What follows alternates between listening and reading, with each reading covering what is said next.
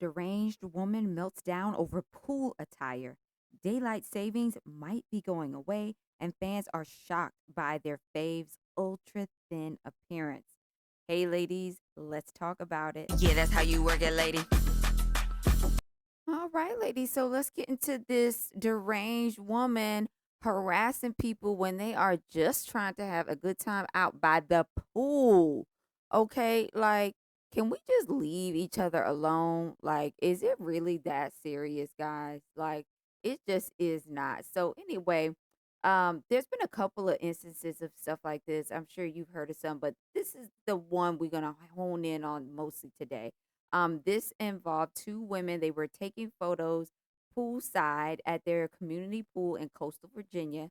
According to the women, they were simply posing for social media pictures when another mother approached them and complained that the photo session was inappropriate because her husband's sons and nephews and other children were nearby. The video of the confrontation went viral in early June of this year. And in the footage, the mother reportedly told them that their behavior was inappropriate and not appropriate around families. One of the women responded by suggesting that if the woman's husband was looking, he could simply look elsewhere. The woman maintained that they were doing nothing different from other people at the pool and were far away from the family that complained. According to reports, the one woman says, "We were just minding our own business, taking pictures." And she noticed that others at the pool were wearing similar pool attire. So this story spread very far across social media, especially Instagram and TikTok primarily.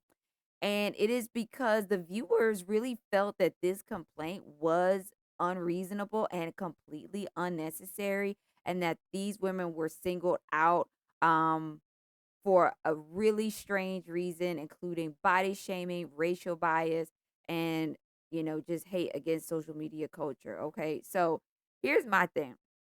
And these are all reports from the Atlantic Black Star and TikTok and a few other places. Okay. Uh, Here is my thing. We all know that some people show too much at the pool. Now, I did watch this video. It's a like a phone video. I did watch it, and these women are literally so far away, like they're on the complete other side of the pool.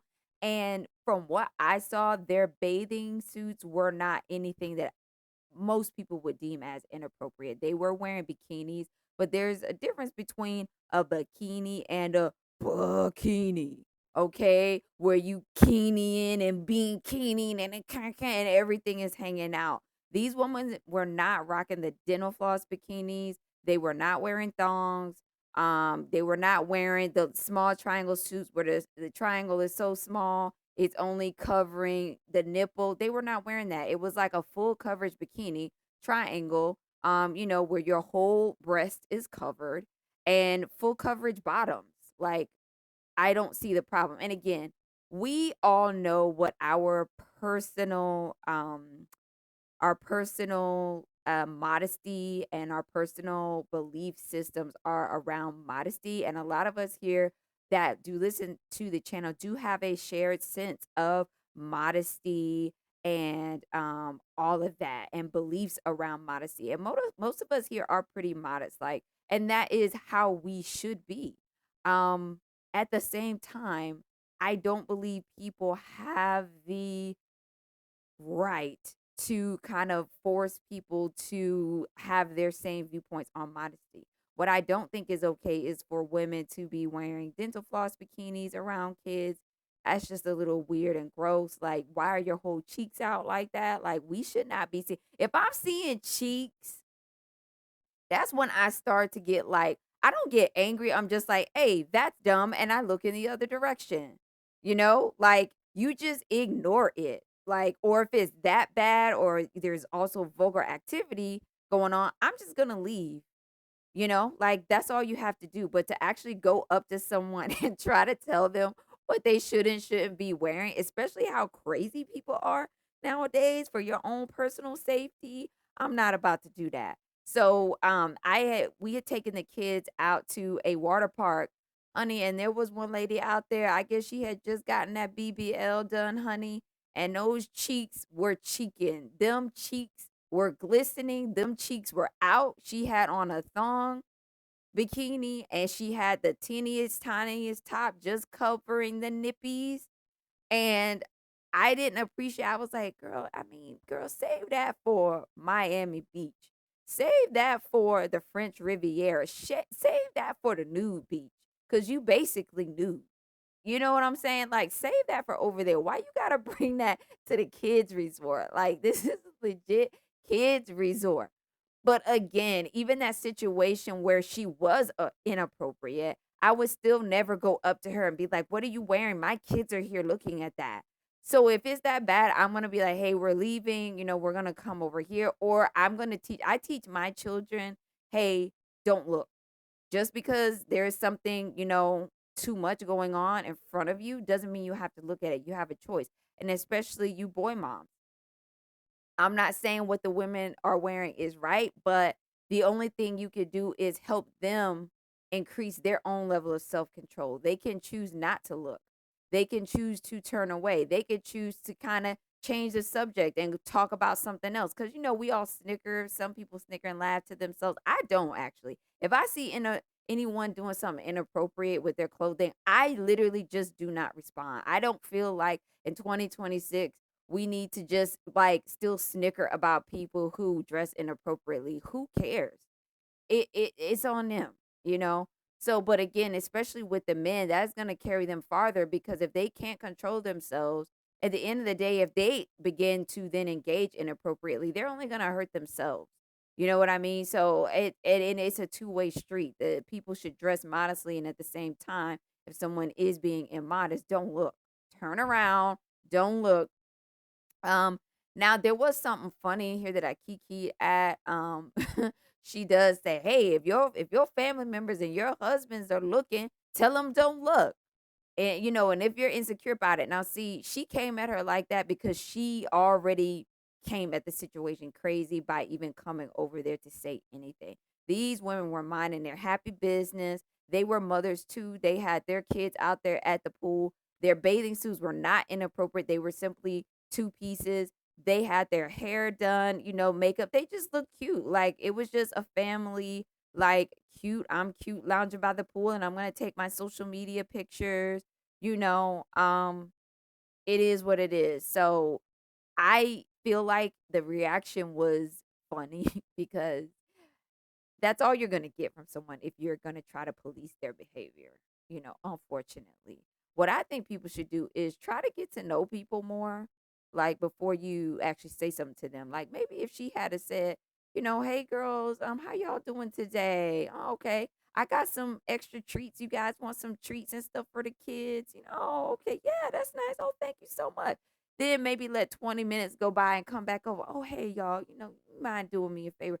I got, some people over here, they're kind of struggling with, what y'all do. Would you mind just for me, just kind of, you know, toning it down a little bit?" Or, even though I personally wouldn't even do that, I can at least respect an approach like that. I can respect that they're trying to come at it from a friendly level instead of, this condescending, really rude like thing.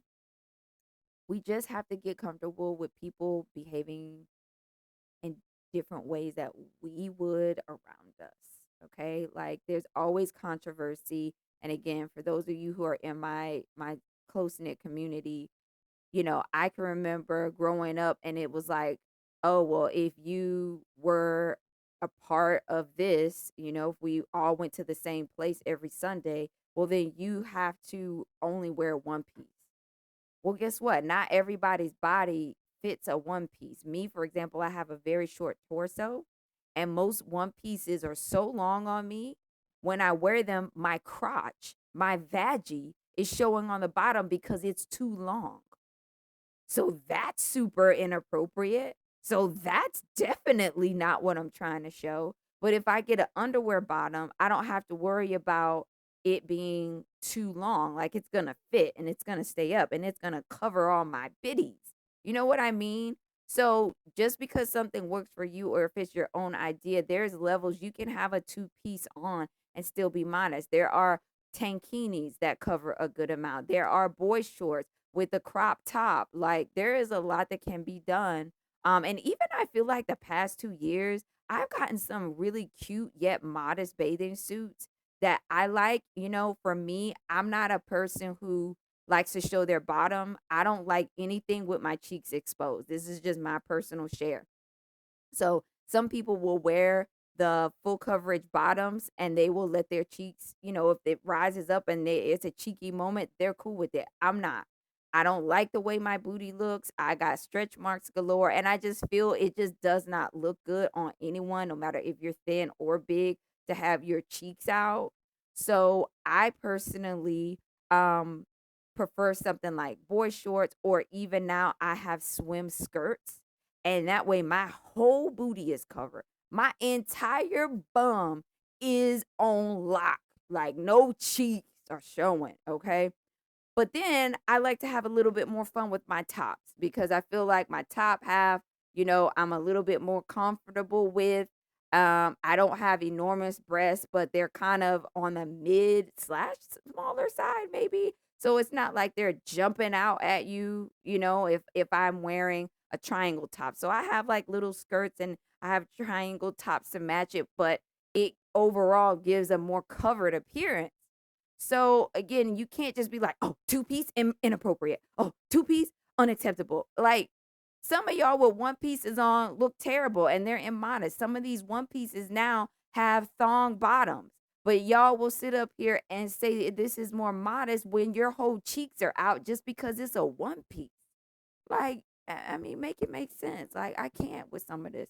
So I think that the reaction to this speaks for itself. A lot of people call this woman a not very nice word. They called her a Karen, and they were like, "You were just doing way too much, girl. You need to sit down." Those ladies were not being inappropriate. They were out there with their kids too.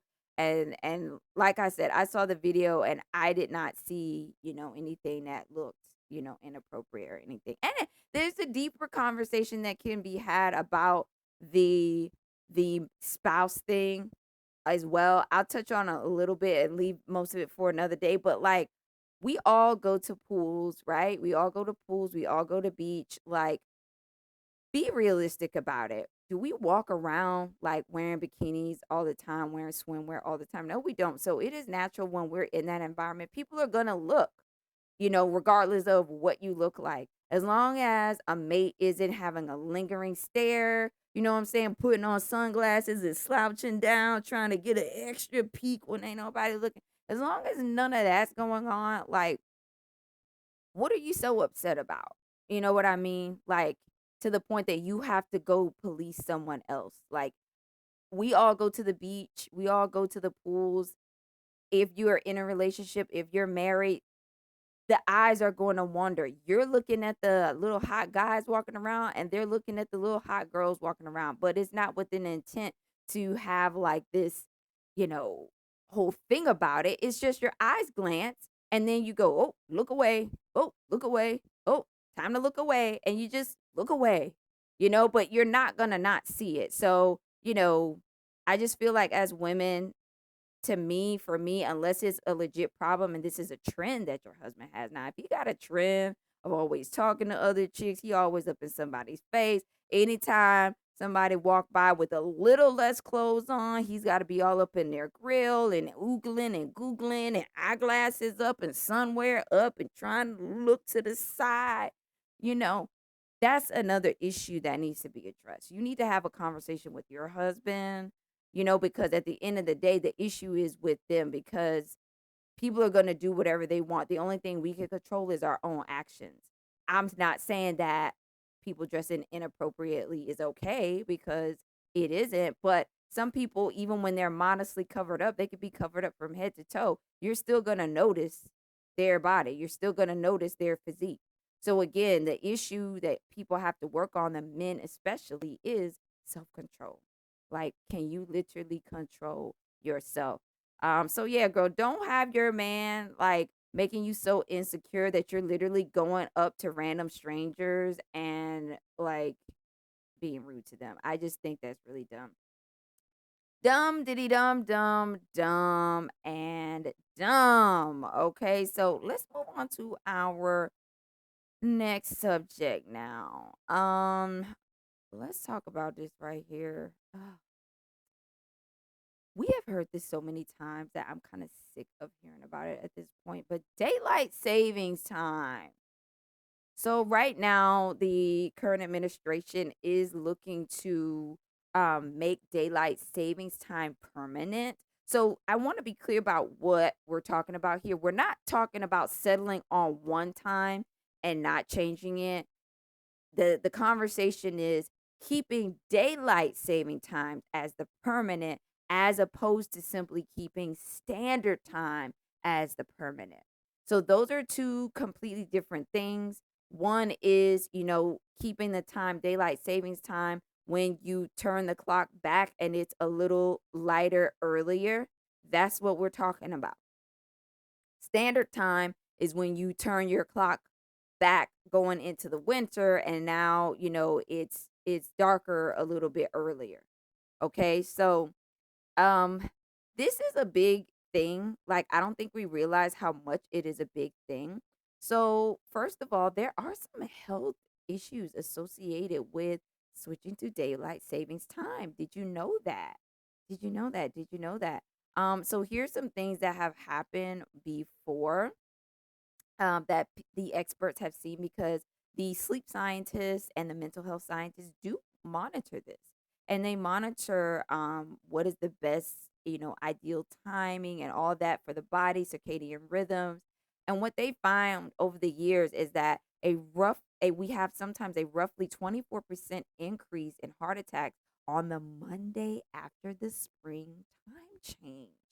Now, isn't that interesting? A roughly 24% increase in heart attacks on the Monday after the springtime change. Okay. And the reason for this is researchers believe that sleep deprivation and circadian disruption are the major contributors. I do feel like I feel better on the winter sleep cycle. Um, drop something in the chat if you feel the same way. I do like having the extra light during the summer, but like I just feel like I just sleep so much better, in the winter and everything. Um, Another thing that experts say is an issue with daylight saving time is fatal traffic accidents rise. So, one of the strongest links involves deadly car crashes. A study published in Current Biology examined more than 2 decades of U.S. fatal crash data and found an estimated 6% increase in fatal traffic accidents during the week following the spring shift. So here we go again with that spring. The spring clock change is causing some issues. Researchers estimate this translated into dozens of additional deaths annually. Okay. So the reasons, of course, are sleep deprivation, reduced alertness, slow reaction times, and drying while the body clock is disrupted. Okay. Another issue with daylight savings time is workplace fatalities and serious injuries. Research has found increases in workplace accidents during the spring time change. A study examining mining injuries found that more workplace accidents, more severe injuries, and greater lost work time after the clock shift.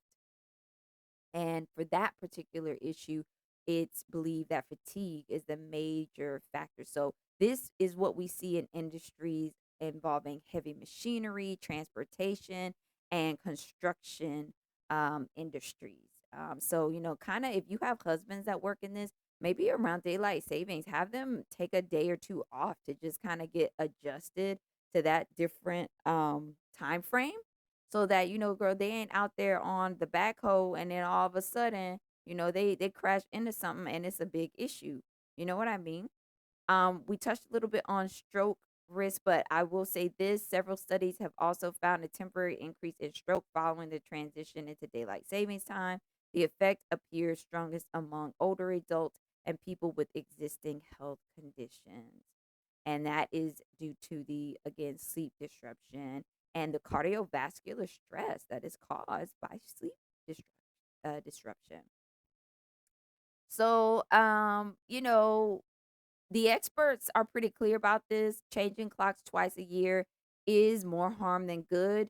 What is the healthiest alternative then? What time is best for our bodies? Researchers are telling us that the permanent standard time, not daylight standard time, but permanent standard time is the healthiest. So, permanent standard time is better by because you're on that time frame of where it gets a little darker earlier. But again, that kind of is more so how our bodies are synced up with nature. Okay. Um, I find this topic, excuse me, to be pretty interesting because we've been doing this for so long. I can remember as a little kid, this like coming up and like, oh, we should get rid of daylight savings time and all that stuff. So I think maybe it's time now to finally like put this to rest. What are we gonna do? Are we gonna do this or what? And if you are, do it. Like I want one time. I think we'd all probably feel a little bit better with that. So let's talk about the history of daylight savings a little bit because some people are like, okay, what was even the point of this? Um, this was actually started in 1918. It created a couple of standardized US time zones and established the first nationwide daylight savings time. And it was first actually called wartime because it was around, between that period between World War One and World War Two. So it was called that originally. And it also was in part because of the farming industry, giving the farmers extra, time to get up and get things going because of course they are producing the food for the country, especially back then when we kind of relied more so on our own farmers for producing all of our food. We do subsidize some things out now to our neighbors, primarily in Mexico and Canada, and they do a great job. I mean, they do so good there in those two countries as well. Healthy standards and safety things around food there. So that's a good thing. But you know, it I really feel like at this point in time though, that's a little outdated. Like do we really need it? You know what I mean? Like I don't think, a lot of things about the laws when so many things were created that are foundational to the US and how we function, you have to update things as time goes on. Like that worked for then, but it just, isn't as much as a thing now. It just isn't for all the different reasons. So I think it could be great to do that. I would encourage you. The American Academy of Sleep Medicine has published a lot of research on this, and they have been really kind of blowing the whistle on this for years and have argued that year round standard time is what aligns most closely with our natural circadian rhythms. They got some great articles that you could check out on their website. There was one woman last week, I actually watched an interview with her, and she shared some even more like statistics and things like that on this topic. She's probably linked in on that website as well, because I do believe she was an official from that organization. So I would definitely take a look and see what you find. And yeah, girl, let's hope that we can get to one set time. Okay, one set time. Now, let's move it right along. Moving it along. This will be the last one that we chat about today. Um, One of the faves. And I've always kind of like liked her stuff enough. Like whatever became popular. I'm not like a diehard fan or know like every song or anything. But the little lady who is now during doing she's on tour and she was in a very uh popular movie that I did not see just because the title itself just kind of told me it wouldn't be something that I would be interested in. Um but she seems to be kind of fading away like right in front of our eyes. A lot of people are concerned about Ariana Grande, that she is looking a little bit thin. Um, I don't know a lot like about her. Of course, we always, wish people the best in everything, but this is one of the ones before, because when vegan diets, I would say like around 5 years ago, right before the pandemic, is when I call it. It was like the vegan diet boom. Like everybody was switching to being vegan and kind of going into it, not really counting the cost or what that looked like for them personally. And she attributes her naturally small frame to a vegan diet. She's had some weight fluctuations. She has publicly discussed, which I think is good that she's publicly discussed, that she does have anxiety. She's also talked about her struggles with hypoglycemia, and a few other things. She did say that she had PS, T, a PTSD, excuse me, following the 2019 Manchester arena bombing. So, and some of that is warranted. Like if you've been through, which I think I'm reading this correctly, that she did go through that event. If that is incorrect, everything is alleged. I'm just kind of gathering here from what's available online, and some things can be wrong. um, but that's understandable. And so sometimes when you have a traumatic event, it kind of makes you hyperfix on other things that you can control, because the way the mind works is that when you have kind of a loss of control, then you kind of start to get hyperfixed on controlling the things that you can. And so some people have pointed out, like, kind of following that incident is when she really started to like get extremely thin.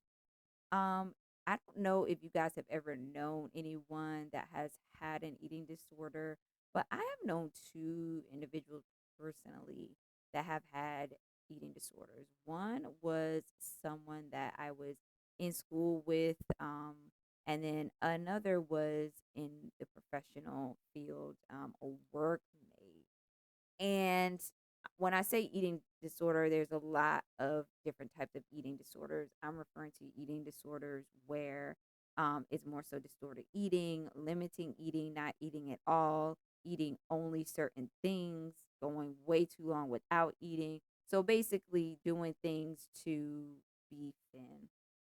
And I can't stress how unhealthy that is, when you're starting to see like all of your ribs and all of the bones. That is usually a sign that whatever you're doing isn't working. So, kind of tying back in with the vegan diet, which is something that she has shared, to me, this looks a little bit more than just a vegan diet issue. This looks like perhaps, okay, maybe someone who is only eating vegan things and very few of them. Now, you can get really thin on a vegan diet. For most people, a vegan diet is just not going to be something that they can maintain unless they had like vegan parents and they've grown up vegan their whole lives. And so they really know like all the things to do. They have like a more, um, I'll say, their taste palette is like more geared towards having all of the different vegan things. So it's just a little easier for people who kind of are vegan from birth and have vegan parents. But if it's something you're transitioning into, personally, it is not going to be easy, especially if you are a mom, of any age, mom of littles, mom of little kids, mom of teens, mom of adults. Okay. It's not going to be easy to do. I'm not saying it can't be done, but you have to do it healthily. You have to make sure that you are getting everything that you need. So that could be something going on here. If you look at pictures of her before, like kind of when she first came out, she was already thin. She looked great. And now this is kind of going into the realm of being really, really, really concerning.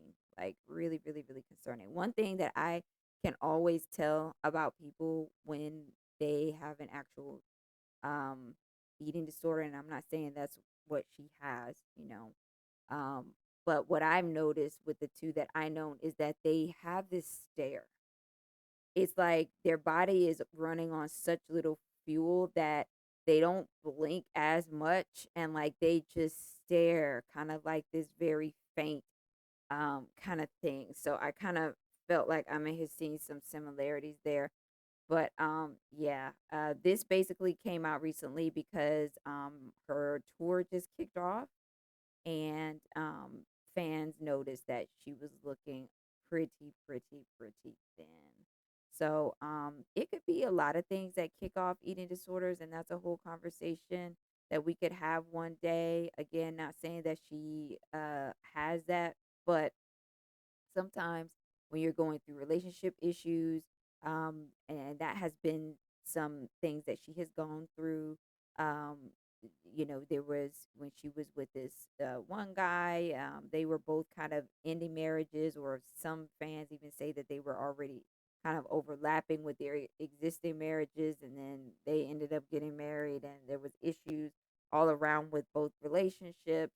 So you just never know what people are going through and what could actually trigger um, distorted eating, or, just not wanting to eat, or only eating certain things and anything like that. So who knows whatever happened.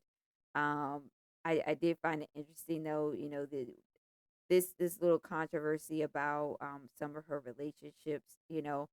It's funny, just we hear so many other things, like you would never think anything like this, that she you know had these different relationships, and some of them were a bit controversial, because people, she kind of just has that eternal kid look, like very just kitty and girly and all those things. But then some very adult things are happening with marriages, and marriages ending, and being involved with other people, and overlapping things. So you just really never know what people are actually, doing, and what, some of the personal challenges and things that they have, what's happening. So we're hoping that everything's good. Even sometimes people can be on certain medications, or, additional unorthodox medications. I'll say that, you just don't know what people are doing. So we're hoping for the best. I wanted to highlight this one because, we are always so quick to look at people who are putting on weight as they, go through their musical careers. These people are kind of in our public eye, and we're like, oh my goodness, this person has put on weight. Oh my gracious, this person has also put on weight. Like, they're just getting big and blah, blah, blah, blah, blah, which is just so gross and unnecessary. But then, when people are thin, it can almost be praised, which is not good. When people are unhealthily thin, is what I'm talking about. Either extreme, being too big or being too thin, both of those are unhealthy, and, need some attention, need some assistance, need some guidance, issues that have to be addressed. So, yeah, definitely, I wanted to highlight this one because I feel like that, seeing someone who might be having a issue like this is a little less common and gets talked about a little less, and it almost kind of gets turned into like, oh, that's just ridiculous. Eat something. Like, you're being ridiculous. Just go eat something. But it's a lot deeper than that on both ends. Some people eat because they have emotional trauma, and some people do not eat because they have emotional trauma. So, anywho, we are wishing old girl the best, hoping for the best. That's all we can do. Alrighty, guys. I hope you have found this information to be helpful, and I'll see you next time. Bye bye. I'm sorry to interrupt, but it's important. Welcome to Work It Lady Podcast, where it's time to put in the work regarding educating yourself on all areas of your health and well-being. At Work It Lady Podcast, we are dedicated to empowering women to take control of their health and mental well-being.